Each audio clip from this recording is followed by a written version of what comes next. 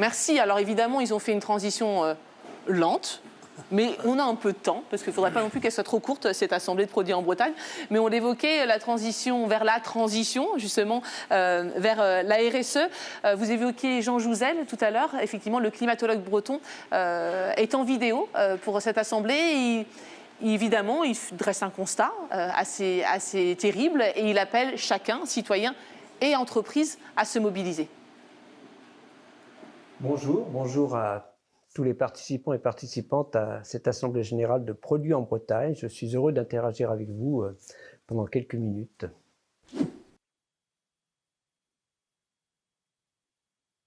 Si on se limite aux problèmes environnementaux, il y en a d'autres.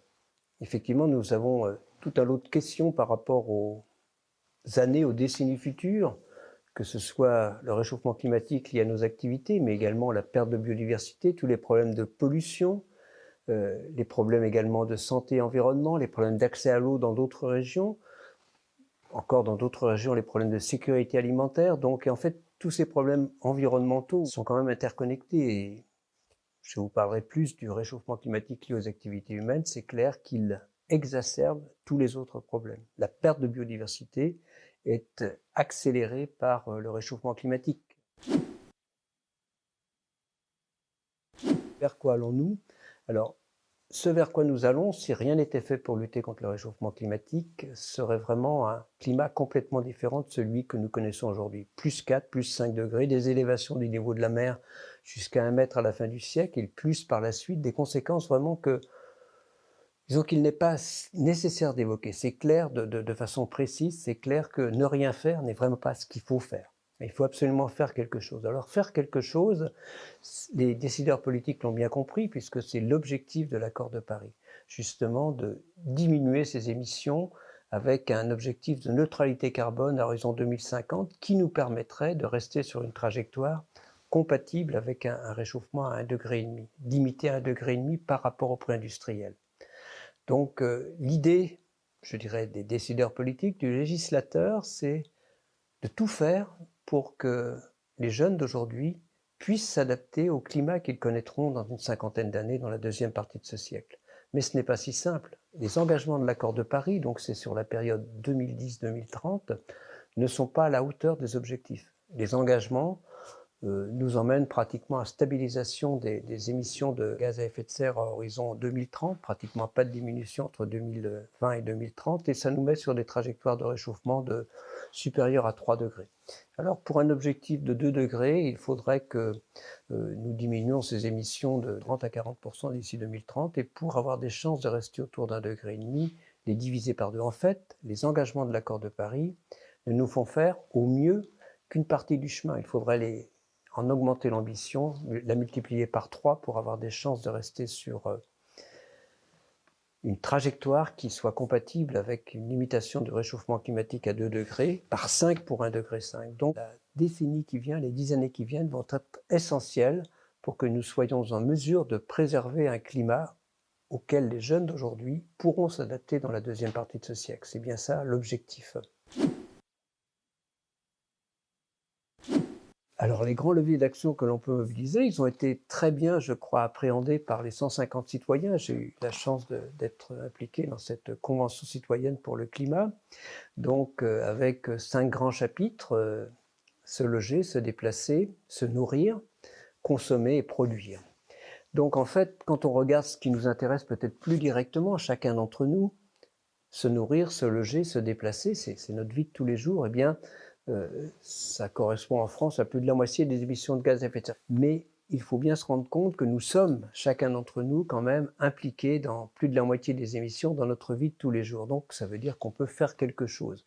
On peut faire quelque chose aussi au niveau de la production, et bien sûr, beaucoup d'entre vous êtes dans un circuit de production de produits, et on peut réfléchir dans ce cadre, et je crois qu'il le faut, à en quoi ces produits contribuent peu ou beaucoup éventuellement aux émissions de gaz à effet de serre. C'est une réflexion qu'il faut avoir, puisque nous avons collectivement, par exemple au niveau de la France, un objectif ambitieux de neutralité carbone à horizon 2050. C'est à l'aune de cette neutralité carbone qu'il faut réfléchir, avec un point de passage qui sera probablement celui de l'Europe, moins 55% au niveau de l'Europe par rapport à 1990. Ce sont des objectifs ambitieux et auxquels, je crois, tous les maillons de notre économie, alors je l'ai dit chacun d'entre nous, tous les maillons de notre économie, les entreprises ont un rôle extrêmement important à jouer, mais bien sûr les collectivités également.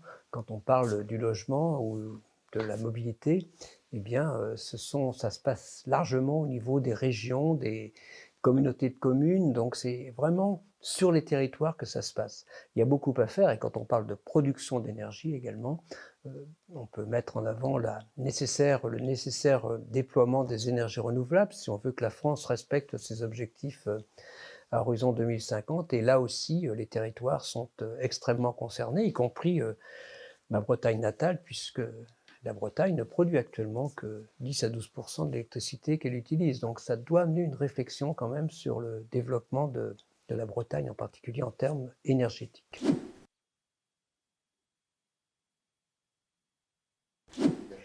Alors les priorités qu'on peut avoir, c'est d'abord quand on regarde les émissions d'une région comme la Bretagne, elles sont un peu différentes, bien sûr complètement différentes, par exemple d'une ville comme Paris. En Bretagne, l'agriculture pèse plus lourd en termes d'émissions que dans d'autres régions. Et dans tous les secteurs d'activité, généralement, il y a une contribution aux émissions de gaz à effet de serre à laquelle il faut réfléchir. Très souvent, il y a des conséquences du réchauffement climatique auxquelles il faut faire face, donc il y a une nécessité d'adaptation. Par exemple, dans les régions côtières, eh bien, il faut réfléchir, je suis allé à l'île Tully cet été, il faut réfléchir à ce qu'on fait par rapport à l'élévation du niveau de la mer.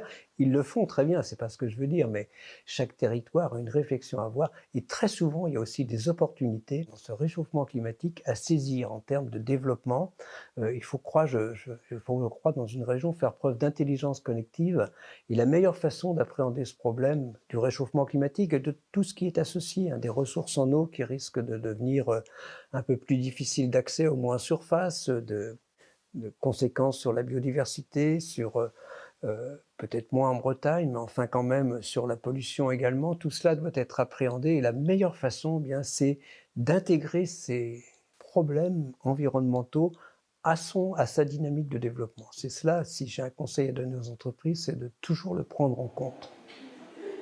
Alors souvenez-vous, il y a un an, lors de l'Assemblée à Vannes, le virage RSE de produits en Bretagne était annoncé.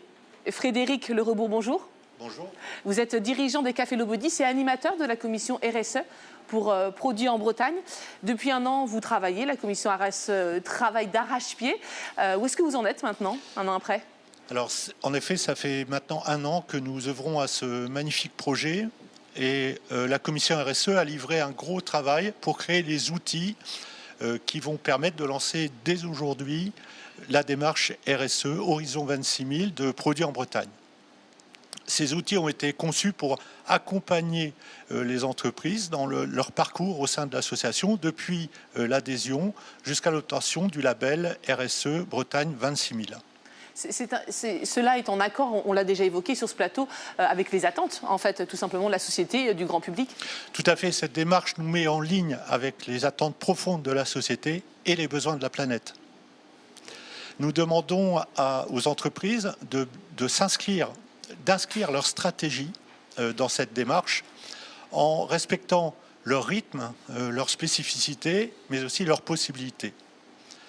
Par contre, l'obligation non négociable désormais pour chaque membre de Produits en Bretagne est de chaque année progresser. Alors je suppose que celles et ceux qui nous écoutent ont envie d'en savoir un petit peu plus, évidemment, sur les outils que vous évoquez, Frédéric, et je vous propose de voir en image justement un peu les outils qui sont mis en place.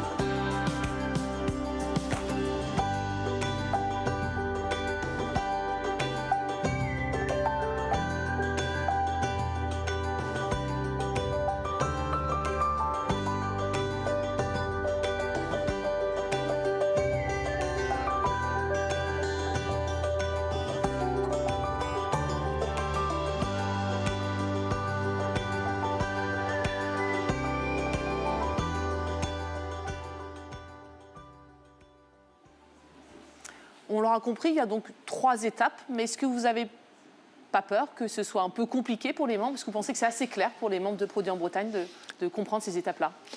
En fait, c'est très simple. La première étape ne concerne l'entreprise qu'au moment de son adhésion. Il faut se concentrer sur la deuxième étape, qui est le rapport de progrès, qui est le cœur du dispositif, qui concerne 100% des entreprises et qui est obligatoire. En fait, ce que vous demandez aux adhérents, si j'ai bien tout compris, c'est d'évoquer leurs actions concrètes dans 8 domaines. Oui, ces domaines sont directement inspirés des 7 questions centrales de la RSE telles que définies dans la norme ISO 26000, additionner des spécificités de Produits en Bretagne sur le plan du territoire et de la solidarité. Le rapport de progrès doit être considéré comme un moment obligatoire pour l'entreprise pour se poser, pour questionner ses pratiques, se mesurer et mettre en œuvre ses plans d'action. Ce point est pour moi très très important. C'est un outil et l'entreprise doit le considérer comme tel. Et ça va permettre aussi à chacun finalement de communiquer aussi sur ses actions RSE. C'est un bon moyen? Oui. Oui, parce que je ne connais pas d'entreprise qui n'ait pas de pratiques remarquables dans tel ou tel domaine. Donc il faut le faire savoir et ce rapport de progrès sera publié et archivé sur la page web de l'entreprise sur le site Produits en Bretagne et chaque partie prenante pourra aller le consulter à l'envi. Ces rapports seront aussi inspirants pour les autres entreprises, c'est le projet, et permettront aussi, en les compilant, on l'a structuré de telle façon qu'il soit compilable et permettre à l'association d'elle-même se mesurer le progrès de l'ensemble des entreprises, et là où nous pourrions peut-être aller chercher des points d'amélioration collectivement. Alors pour que les membres qui nous regardent puissent se projeter, c'est pour quand le premier rapport? Quand est-ce que vous allez leur demander? Alors chaque année, le rapport va être ouvert à partir du 1er octobre et devra être rendu pour le 31 janvier de l'année suivante. Mais pour ce qui concerne l'année 2020, d'ailleurs, je crois qu'à l'heure actuelle, à l'heure où je vous parle, un mail arrive dans la boîte mail des dirigeants. C'est la magie du digital, ça. Au moment même où on le dit, le mail arrive, quoi. Oui, voilà. Oh là là, incroyable. Quelle adaptabilité, Produits en Bretagne. On vient de me le confirmer dans l'oreillette, c'est ça. Incroyable. On vous propose d'apprendre en faisant pour l'année 2020. Voilà l'idée. Et on va se donner jusqu'au 30 juin de cette année pour rédiger ensemble le rapport de progrès de l'année 2020. Mais on va vous accompagner et Malo va vous expliquer comment. 100% Malo? Et oui, Vous êtes bien sûr de 100%, Malo? Le 100% dans une association, c'est toujours une belle ambition. On va dire ça comme ça. Et donc, on a prévu des moyens d'accompagnement, d'incitation sympas, ludiques, pédagogiques et très humains. Déjà, cet après-midi, il y a un webinar pour aider les gens. Je crois. À 14h, 170 inscrits, c'est très très beau déjà. Ouais. Et ce webinaire, il va permettre de remonter des questions, de parler à la commission RSE pour lui dire ce dont les membres ont besoin.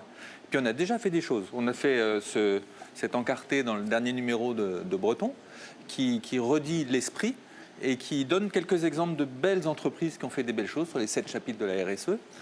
Après, on va faire une petite... on s'est dit qu'on allait faire une petite compète entre les délégations départementales, puisqu'elles sont très vivantes. Et ça va créer une petite émulation. Et la première délégation qui aura fait son 100%, forcément, elle sera dignement remerciée et célébrée.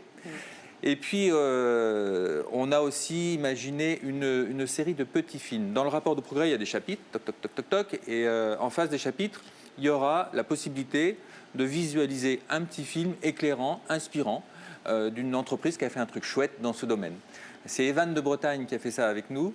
Vous allez voir, c'est un esprit, moi je trouve, très très bon enfant. Puis ça permet de découvrir des entreprises sous un autre jour aussi. Alors on va voir un peu ce que ça peut donner, ce que fait Evan de Bretagne. Mais avant ça, je crois aussi que Malo voulait mettre en place une hotline, parce qu'il y a le webinaire aujourd'hui à 14h, mais aussi une hotline pour permettre à chacun justement de poser ses questions, d'avoir des réponses. Oui, alors ça c'est un projet complémentaire. La hotline, le mot est peut-être un peu fort, mais en tout cas une plage horaire toutes les semaines, par exemple. Et chaque semaine, il y aurait une personne de la commission RSE qui serait là pour répondre aux questions et pour aider des adhérents qui auraient besoin de se faire aider pour avancer. Alors justement, on va voir un peu les petits films que vous évoquiez, Café et 22 Bretagne. On va aller chez Digitaleum à Rennes, où le bien vivre au travail n'est pas qu'un simple mot. C'est vraiment partie de l'ADN de l'entreprise.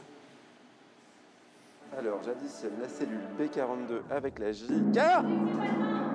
Non mais heureusement que je ne suis pas cardiaque. Certaines entreprises vont jusqu'à offrir 1 jour de congé par semaine à leurs salariés. En remplissant votre rapport de progrès produit en Bretagne, on ne vous demandera pas d'aller jusque-là, mais voici quelques astuces pour améliorer grandement votre environnement de travail. Digitaleum, c'est une entreprise spécialisée dans la communication digitale au service des marques et des réseaux. On leur permet de faire de la communication locale à travers notre plateforme qui permet de gérer leur campagne SMS, leur campagne email, leur page Google, leurs réseaux sociaux. Bon Jocelyn, à quoi il sert ce gong? Alors ce gong, il sert à célébrer les victoires. Un recrutement, un projet qui est terminé, un nouveau client. L'équipe ou la personne qui a une victoire va venir gonger et derrière toute l'entreprise applaudit pour apprendre à vivre dans du positif. C'est important de marquer le coup et donc le gong est là pour célébrer ça de façon collective. Tous les murs sont dingues ici, on a le droit d'écrire dessus.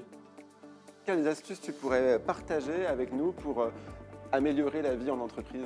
Alors déjà, je pense que c'est important que les salariés viennent avec le sourire le matin. Donc le lieu doit être agréable, doit être attirant, doit être tourné vers la convivialité.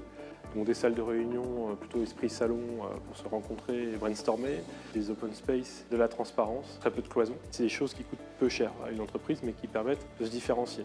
Deuxième élément, c'est aussi laisser ce lieu justement vivre et que les équipes se l'approprient et qu'ils puissent faire improviser des soirées si elles ont envie de se faire une soirée dans la cafétéria. Et puis il y a aussi Romy. Effectivement, on a une mascotte depuis quelques mois, c'est mon chien, mais plutôt qu'il reste tout seul à la maison, c'était de l'emmener, de le partager avec l'équipe. L'autre point aussi, c'est qu'on échange beaucoup à travers un réseau social. Yammer est un outil très simple à utiliser, très simple à déployer et qui aujourd'hui permet de fluidifier de la communication interne. Aujourd'hui, Digitaleum est une entreprise qui performe grâce à son équipe, grâce au talent qu'on peut recruter et garder. Tout ce que vous pouvez voir en termes de décoration, le baby-foot, la console de jeux vidéo, c'est des choses qui coûtent très peu cher à une entreprise parce que c'est des choses qu'on va amortir sur 10 ans. Donc clairement, allez-y, transformez vos locaux, faites-vous plaisir et faites plaisir à vos équipes.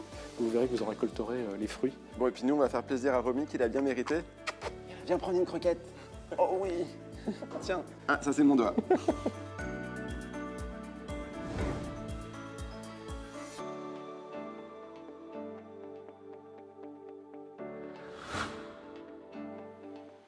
Alors je suppose, Frédéric, que même si on n'a pas de chien, ça marche quand même. Hein. On peut quand même se lancer dans le programme.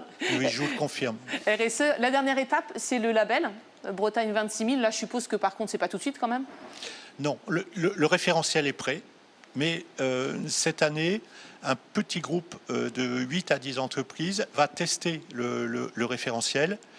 Au passage, peut-être un petit peu essuyer les plâtres, mais nous permettre d'être prêts pour la fin d'année 2021.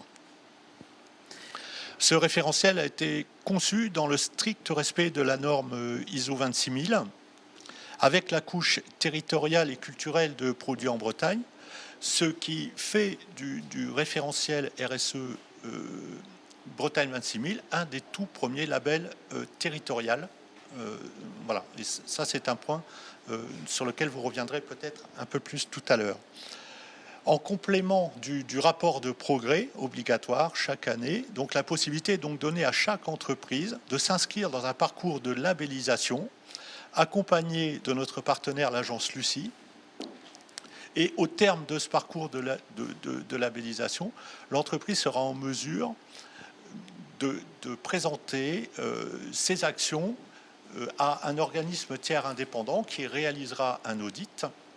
Et ensuite, d'amener le résultat de cet audit, additionné d'un plan d'amélioration, à un comité de labellisation, garant de la crédibilité du label et de la séparation du pouvoir. Ce comité de labellisation examinera les éléments et attribuera le label RSE Bretagne 26000 à l'entreprise.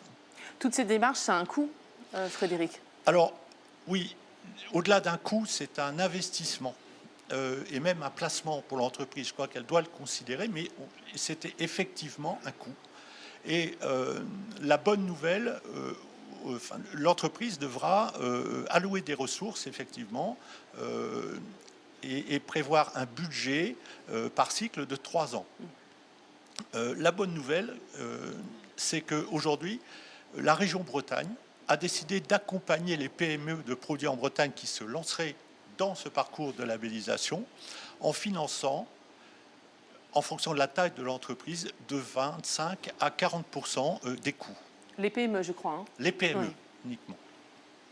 Et puis, comme une bonne nouvelle n'arrive jamais seule, Oh, décidément. il faut aujourd'hui remercier aussi la Banque Populaire Grand Ouest qui a décidé d'appuyer les 8 à 10 entreprises qui vont constituer ce groupe de pionniers en leur allouant un budget de 12 000 € qui sera réparti à parts égales entre chaque entreprise. Les fameux entreprises, entre guillemets, pilotes. Exactement. Les 8-10 entreprises pilotes. Loïc, quand on voit tout le parcours, entre guillemets, tout le travail fait par la commission RSE en un an, c'est assez énorme quand même. Oui, c'est gigantesque. On avait lancé ce plus que pari quand même de la responsabilité, mais parce que la responsabilité, c'est pas un mot. La responsabilité, c'est pas une vue de l'esprit, c'est aussi une méthodologie. Moi, j'étais frappé depuis de nombreuses années de toutes les belles choses que les membres de Produits en Bretagne font, sans le savoir, comme Monsieur Jourdain. Et donc, je suis très heureux qu'on ait trouvé un dispositif qui permette de valoriser ce qu'elles font en étant simplement membre de Produits en Bretagne. Parce qu'en étant membre de Produits en Bretagne, on est à 50% de la norme de l'ISO 26000. C'est formidable. Donc, c'est pour cela que, en créant ce label supplémentaire RSE Bretagne 26000, eh bien, en plus, c'est une formidable innovation bretonne. C'est, Frédéric l'a dit, le premier label RSE territorial. Alors pourquoi je dis ça? Parce que, en fait, il existe pas la jungle, mais en tout cas dans la grande forêt des labels RSE, maintenant il y a des catégories. Il y a des labels RSE qui sont généralistes. Lucie 26000, Engagé RSE sont des labels généralistes. Il y a aussi maintenant des labels sectoriels. Bio-ED, qui est promu par le Synabio. Il y a également ISR, qui concerne les entreprises de finance. Certains aussi sont thématiques. Je pense par exemple à PME+, de la FEF, qui est destiné aux entreprises pilotées par des entrepreneurs présents au capital. Mais il n'y avait pas vraiment de label RSE qui revendique l'attachement et le lien avec son territoire et la culture. Et ça, c'est notre vraie innovation à Produits en Bretagne. Ce logo, et en tout cas ce label Bretagne 26000, c'est bon pour les entreprises, bien sûr, qui pourront revendiquer ce label durable, mais c'est aussi très bon pour la Bretagne, parce que ça va démontrer la singularité des entreprises bretonnes et du territoire, et l'engagement collectif vers le progrès. Alors, preuve supplémentaire de notre engagement collectif, nous avons validé tout récemment et officiellement chez Produits en Bretagne et chez Agriculteurs de Bretagne, qui est membre de Produits en Bretagne, la création d'une nouvelle commission qui va s'appeler Agriculture et Société, animée par Agriculteurs de Bretagne. Voilà, c'est un souhait que j'avais profond, mais qu'on a partagé tous ensemble, de lier encore plus de relations durable entre l'agriculture et Produits en Bretagne. Et donc là, je suis très heureux que ça se mette en place. Ça va également se mettre en place avec la pêche et la filière halieutique, avec nos amis de Breizmer, mais qui ont été très, très occupés ces derniers temps par le Brexit notamment. Donc c'est des choses dont les modalités doivent être définies en 2021. Mais voilà, en conclusion, nous démontrons notre engagement, parce que l'engagement, il faut le démontrer aujourd'hui. Nous créons les moyens de communiquer cet engagement et nous tissons des liens de plus en plus serrés avec le territoire, l'agriculture, la pêche et la culture. Voilà, je pense que Produits en Bretagne est vraiment parti sur une nouvelle lancée formidable. Quel regard vous portez, justement, Samuel, quand vous entendez et qu'on voit la mise en place de cette démarche lancée par Produits en Bretagne?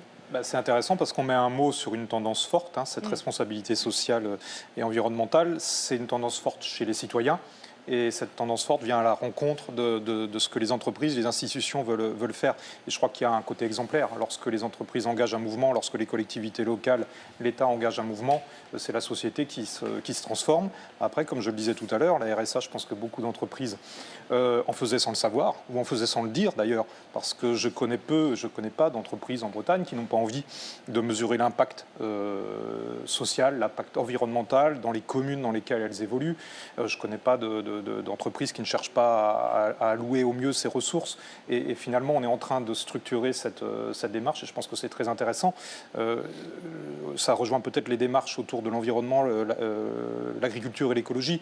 On publiera demain dans le Télégramme l'interview d'une jeune femme, justement, une jeune sociologue, Véronique Lucas, qui est fille d'éleveur laitier à Questembert et qui explique que les agriculteurs, depuis longtemps, font de l'agroécologie sans répondre à une demande, comment dirais-je, de lobby ou citoyenne, mais tout simplement parce que si on est un peu pragmatique et si on a envie de faire des choses durables, oui, on utilise ses ressources de sa ferme au mieux, on fait les choses de manière intelligente. Et ce qui est intéressant aujourd'hui, c'est que ces choses-là se structurent, ces choses-là sont mises en valeur.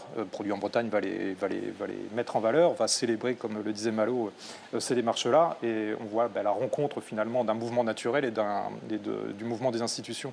Loïc, vous rejoignez Samuel quand il dit que beaucoup d'entreprises avaient été déjà dans cette démarche, mais sans forcément en parler ou sans même forcément le savoir. Ah oui, bien sûr. Il y a énormément de choses qui sont faites par les entreprises. La seule chose peut-être qui manque, c'est d'en avoir une image globale. Frédéric a insisté sur les 7 questions centrales de l'ISO 26000, et c'est ça l'outil. C'est la colonne vertébrale. C'est ce qui fait... parce que c'est très difficile entre relations nord-sud, égalité homme-femme, égalité salariale, environnement. En fait, ouais. Comment mettre de la priorité? La seule solution, c'est de mettre de la méthode. Il existe une norme internationale, l'ISO 26000. OK, on l'adopte, on la met au cœur de notre sujet, et puis on décline avec méthode, tranquillement.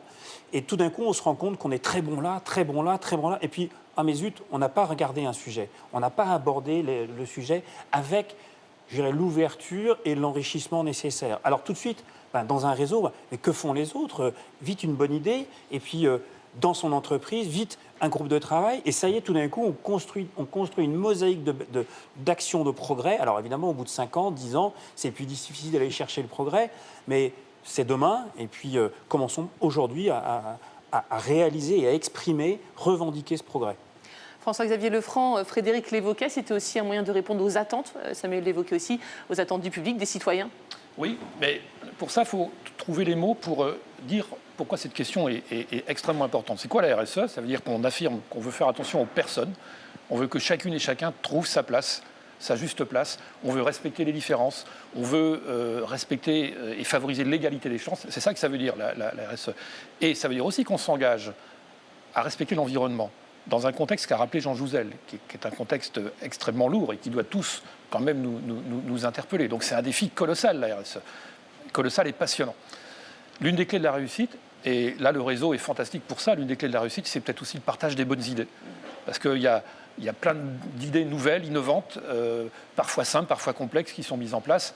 Et en les partageant, et je crois que un réseau comme Produit en Bretagne est un outil fantastique pour ça, en les partageant et effectivement, en respectant la question de la méthode, parce que c'est une question complexe, il faut une méthode pour avancer, mais en partageant les bonnes idées, on avancera plus vite. Mais il ne faut pas que ça devienne un truc très technocratique, la RSE. Il faut que tous les citoyens comprennent que c'est des questions importantes. On parle du respect des personnes et du respect de l'environnement, de notre cadre de vie. Beau programme.